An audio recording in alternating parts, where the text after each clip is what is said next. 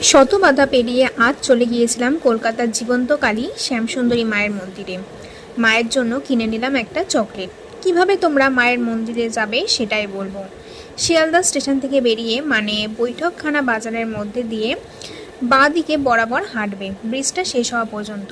ব্রিজটা শেষ হওয়ার পরও সোজা হাঁটবে, হেঁটেই সুরেন্দ্রনাথ কলেজ পর্যন্ত সোজা যাবে। এরপর রাস্তাটা পার হয়ে ফুটপাত দিয়ে কিছুটা হাঁটার পর ডান দিকে যে প্রথম গলিটা পড়বে সেই গলির মাথায় লটারির দোকান রয়েছে দেখতে পাবে। তো সেই গলি সোজা হাঁটবে, ডান বা কোনো দিকেই যাবে না।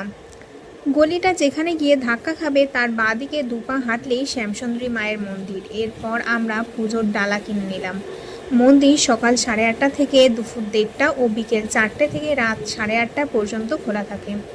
আমরা পুজোর লাইনে দাঁড়িয়ে পড়েছি। প্রবেশের মুখে পল্লবী ঢালির আঁকা মায়ের ছবিটি রয়েছে। পাশের ঘরে আরও শিল্পীদের আঁকা মায়ের ছবি রয়েছে। পাশে রাখা রয়েছে শিবলিঙ্গ।